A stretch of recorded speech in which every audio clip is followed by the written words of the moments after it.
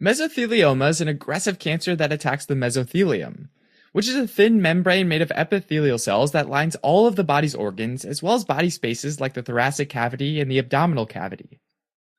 Mesothelioma most often develops in the lining of the lungs and pleural cavity, and is well known for its association with the carcinogen asbestos. In fact, the late Hollywood actor Steve McQueen's known for having developed mesothelioma after years of asbestos exposure while in the military. That being said, the vast majority of mesothelioma cases stem from asbestos exposure.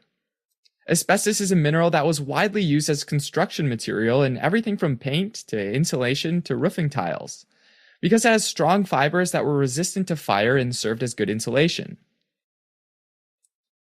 Asbestos fibers are jagged in shape and extremely tiny, about 500 times finer than human hair.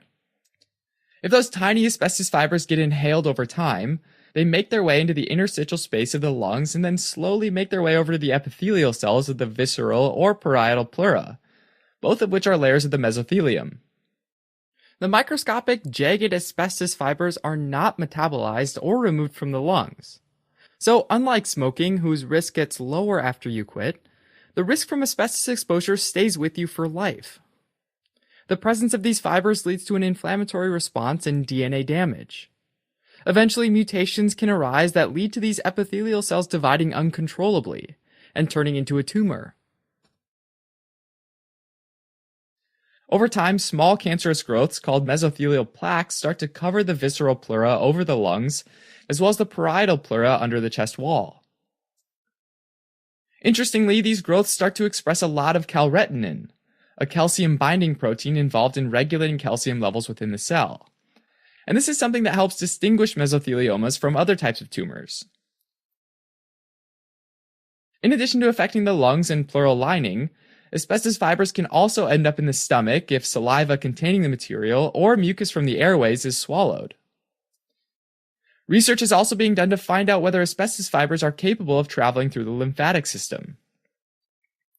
Because asbestos fibers affect epithelial cells, they can cause mesothelioma in nearly any of the body's internal organs, but it's most commonly found in the lungs and abdominal organs, like the liver, the spleen, and the bowel, or in very rare cases, the pericardium lining of the heart and the testes.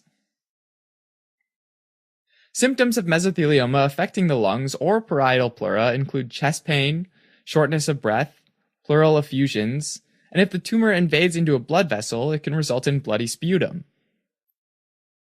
Occasionally, a mesothelioma can also destroy the lung tissue between the bronchial tree and the pleural space, leading to a pneumothorax, which is air in the pleural space. Diagnosing a mesothelioma typically starts with a chest X-ray or CT scan, with key findings being pleural thickening as well as pleural effusion or pneumothorax. Ultimately, though, the diagnosis is made with a biopsy of the tumor. In suspected cases of mesothelioma, the tissue sample can be immunostained with an antibody that reacts with the protein calretinin, and this gives the cytoplasm and nuclei of the cancerous cells a distinctive fried egg shape. Unfortunately, the prognosis for mesothelioma is poor, unless it's caught early. This is because the cancer is extremely resilient and has typically spread to multiple organs by the time it's detected. Treatment depends heavily on the stage of the disease, and usually combines surgery, chemotherapy, and radiation. Alright, as a quick recap, mesothelioma is an asbestos-related cancer that usually involves the lining of the lungs and pleural lining under the chest wall.